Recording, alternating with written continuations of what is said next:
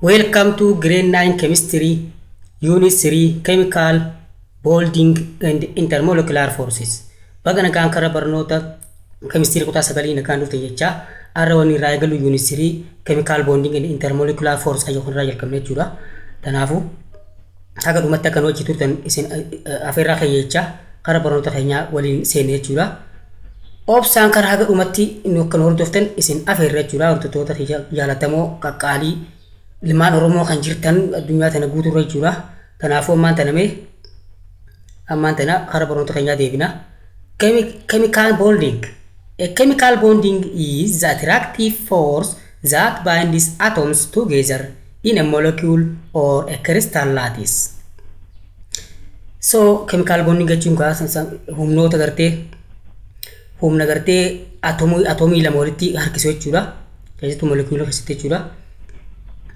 After the periodic table, the concept of electron configuration were developed. Scientists began to develop ideas about molecules and compounds. So scientists yaada idea warra yaadrimee gartee compound fi moleculeota kana hedduu kan ibsaa turan jechuudha.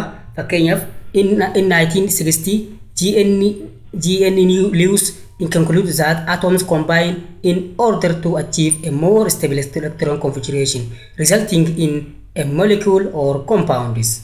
Kana chukua scientist kun Lewis kun gamma terla kana conclude isa jadire conclude sa gori mali atomin tokko ye ero combine te boda mal goduf electron configuration isa stable kan mo dhabbata godhachu tanafu compound da molecule keessatti baana jechuudha. Haala kanaan chemical bonding kan geeffama jechuudha. Gilbert Newton Lewis gartee scientist kun Gilbert Newton Lewis kun bara 1875 haga bara 1946 kan jiraate jechuudha. Scientist beekamaa kuni introduced the theory of shared electron pair chemical bond formation in a paper published in the Journal of American Chemical Society. Gartee yaadrimee gartee shared electron pair kana electronic gartee pair tanii chemical bond yeroo isaan wajjuban jechuudha. Warqaratti kan lafa kaa'ee jechuudha. Isaan booda immoo kan published jechuudha gartee American Chemical Bonding keessatti jechuudha. Gartee hawaasa chemical bonding America keessatti kan journal kan keessatti published kan fudhatamee beekamee akka addunyaa fakkeenyaaf fudhatee jira jechuudha. In honor of his contribution, so gahee isaa waan immoo ifaajii isaa wanni tokko galateeffachuudhaaf we sometimes refer to electron dot structure as Lewis structure. Gartee argannoo isaa kan irraa kan kaaniiti Lewis structure jedhanii moggaasan jechuudha irratti. Maaliif scientist Lewis yookiin waan structure chemical electron dot kan argate jechuudha. Lewis structure jedhanii itti moggee jechuudha. Maqaan isaa akka legendee beekamu jechuudha. Kanaafuu okay, as independently particle atoms are at relatively high potential energy. So akkuma la particle kurte akka tantene jiranitti je atomin mal qaba je high potential energy qaba je potential energy haalan olaanaa kan qabu jechuudha. Nature favors arrangement in which potential energy is minimized. Gartee uummanni maal barbaada je potential energy kun akka inni gaddeebu akka inni xiqqaatu barbaada jechuudha. Uummanni favors kan jedhu. For most individual atoms exist in a less stable state in their combined form. Gartee irra caalan atomoota stability osoo hin ta'in kan jiran jechuudha. Uumamaan jechuudha. State yookaan immoo faalkaalee stable hin ta'in keessa jiran jechuudha. Yeroo wajji combine ta'an jechuudha. Electron biraa atomii biraati wajjini. Okay. When atoms form bonds with each other, they attain lower potential energy states. Gartee yeroo atomoonni kun walitti dhufan jechuudha. Atomoonni garaagaraa kun yeroo itti dhufanii bondii uuman potential energy isaanii gadi xiqqaataa jechuudha. Akkaataa yookaan state yookaan immoo faalkaalee electron potential energy isaanii gadi xiqqaatu keessatti jiraatan jee. This decrease in atomic energy generally jedha. Kun kan inni hir'isuu atomic energy akka waliigalatti ni hir'isa je. This results in a more stable arrangement of matter. Kun maaliif sababa ta'a akka materiin tokko more stability kan ta'u kan dhaabbataa tokko immoo stable ta'e arrangement electronic configuration isaanii dhaabbataa ta'ee argamu kan taasisudha jechuudha.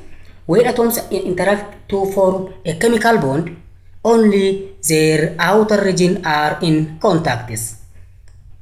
Yeroo atomiin tokko karaa chemical bondiitiin walitti dhufu outer region isaanii qofaatu contact wal tuqaa jee. In the process of the interaction, adeemsa interaction walitti dhufeenyaa kana keessatti atoms achieve stable outermost shell configuration. Gartee atomoonni outermost shell configuration isaanii stable godhanii achieve godhanii qabatanii jee. For this reason, sababa kanaaf when we study chemical bonding, yeroo nuti chemical bonding qo'annu, we are concerned primarily with the valence electron. Jalqaba wanni nuti irratti xiyyeeffachuu qabnu valence electronidha jee. Valence electrons are electrons that exist in the outermost shell of an atom. Valence electron jechuun electronii xumura gartee outermost shell of atom irratti argamudha jee.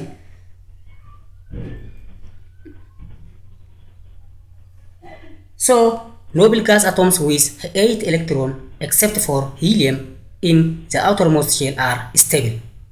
Noble gasonni helium malee outermost shell isaanii stable dhaabbataadha jee.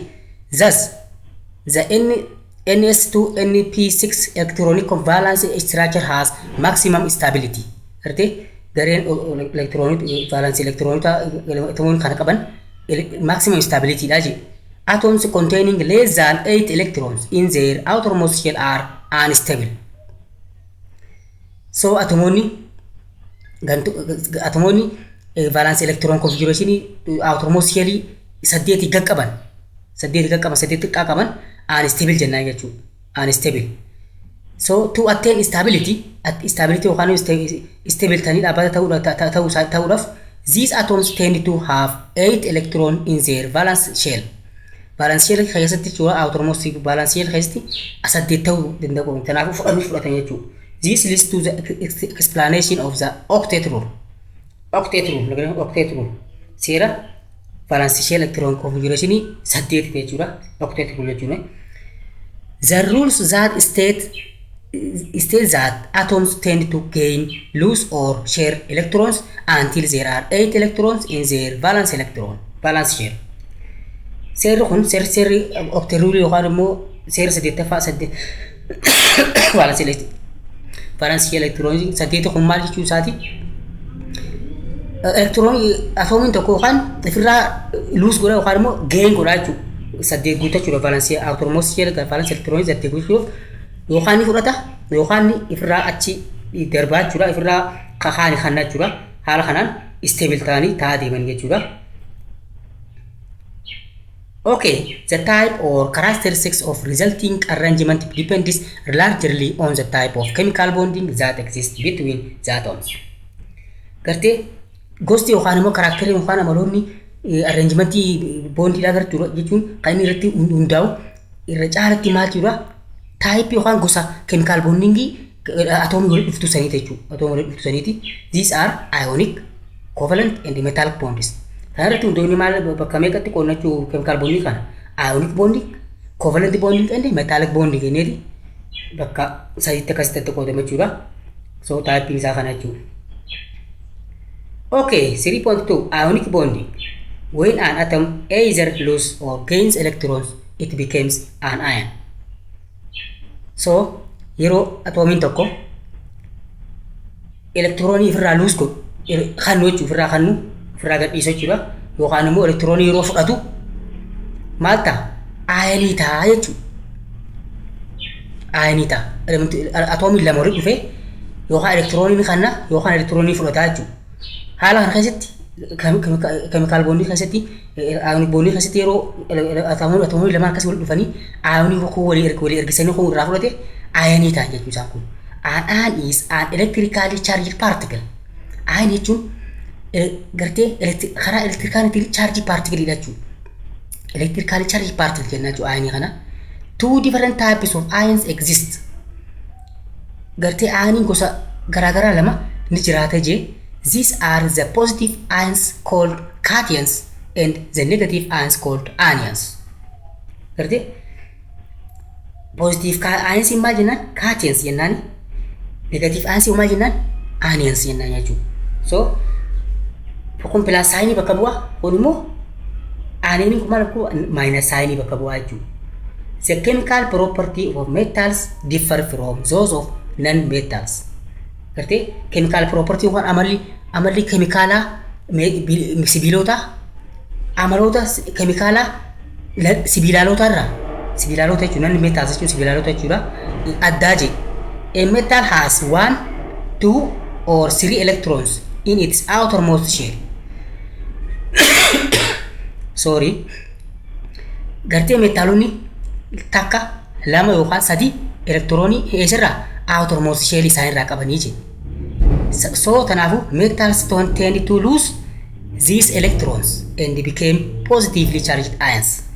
Gartee metaalonni tanaafu maal ta'a sibiilonni maal ta'a elektiroonii kana lose firraa godhan firraa gadhiisaniiti maal ta'a positively charged ions ta'anii jechuudha. Metaalota kana waan sibiilota jechuudha amala kana qabu. Okay, for example, if a metal M lose 1 electron, it becomes an ion with a charge of plus sign plus 1.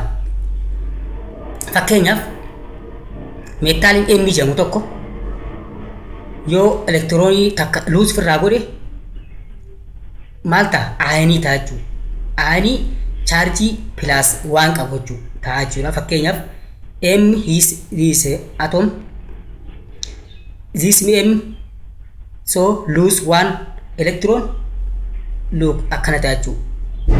Maan kun sibiilota ida'uu takka jechuun kun maali elektiroonii tokko ofirraa gadhiise jechuudha. Karaa elektiroonii takka ofirraa gadhiise tanaafu haala kanaan plus elektiroon jennee akka katabna. Tanaafu akkana ta'a jechuudha. Bifa kan state plus 1 kana argata jechuudha. If it lose 2 electron, it becomes an ion with a charge of plus 2. Maal ta'a amma asirrattis yeroo elektiroonii lama ofirraa gadhiisu fakkeenyaaf M metal M kun metal bakka bu'aa akkasitti jechuudha. Atoomiidha jechuudha. Laal 2 plus 2e asitti isin akka ta'u jechuudha. State kana keessatti maali yoo bakka tanaa 2 qabaate inni isin beeku qabdan elementii fedhe haa ta'u bakka tanaa yoo 2 qabaate isii tana jechuudha. Elektiroonii lama ofirraa gadhiisuu isaati jechuudha. Yoo ida'uun buqqaa jiraatte lakkoofsa isa gubbaa yeroo kana gubbaa yoo ida'uun jiraatte lakkoofsa lama yookaan lakkoofsa takka yookaan lakkoofsa sadii elektiroonii sadii yookaan lama sadii gadhiisuu isaati jechuudha. Plus 2 yoo ta'e asirratti jechuudha gubbatti plus 2 yoo ta'e elektiroonii lama gadhiisuu isaati. Yoo as gubbatti immoo plus 1 ta'e elektiroonii takka gadhiisuu isaati. Yoo sadii ta'e immoo elektiroonii sadii gadhiisuu isaati jechuudha. Haala kanaan adda baafadhaa. Okay, a non-metal may have 4, 5, 6 or 7 electron in its outermost shell. Non-metals tanaafu gaa sibiilaalonni jechuudha.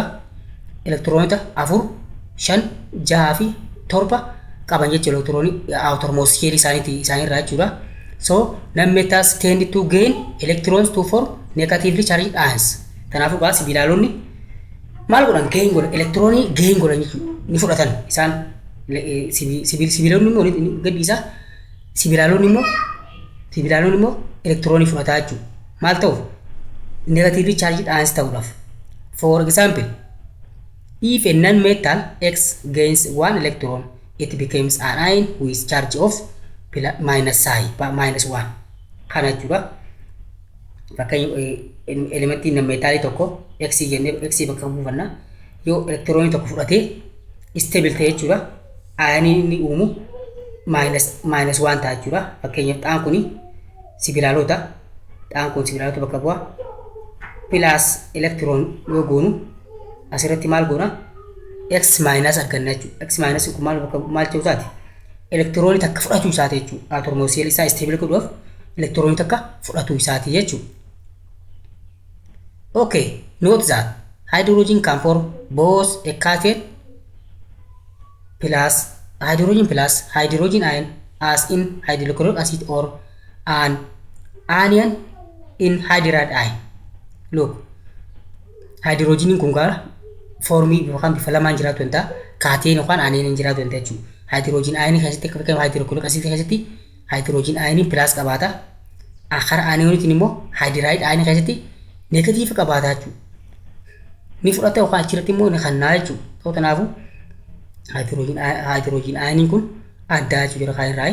Metal in group 1A, the alkali metals tend to lose one electron when they combine with other elements, producing cations of +1 charge.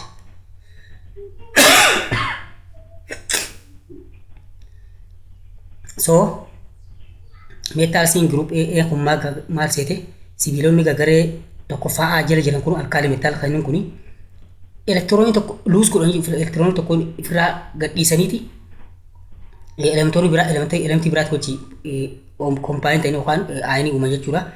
Isa soo tanaaf maal uuman kaateensi uuman jechuudha. Kaateensi of +1 charge. Gartee kaateensi +1 charge uumanii ni fakkeenya ilaallu. Sodium and potassium each lose one electron to form ions of +1 charge. Look, nama kaa sodiumin kuni elektiroonii kaan wajji wani ta'uudhaaf +1 ni luusuu jechuudha. Ifirraa gadhiisin elektiroonii tokko. Kanaafuu maal uumanii +1 charge argatanii jechuudha. Inni kunis potassium kunis look +1 asii qaba. Elektiroonii tokko ofirraa luus godha jechuudha. Kun metaalsii garee tokkoffaa aati jechuudha. Alkaali metaals kanneen kun jechuudha. Okay, inni ta'an on the other hand karaa biraatiin group 7A elements the halogenoota jechuudha. Usually gain one electron and produce an ion with minus charge. Gartee elementoonni garee torbaffaa kunis halogenoota ka halogenoota ni beeytanii halogensi kennaan jechuudha garee sanii maal argatan yeroo elektiroonii takka gain godhan isaan ni fudhatan elektiroonii takka elementoonni garee halogenii kuni kanaaf fudhataniiti aayinii kam uuman minus charge uuman jechuudha. Aayiniinsi minus charge uumanii for example each chlorine and bromine atoms accept one electron to produce an ion with minus charge.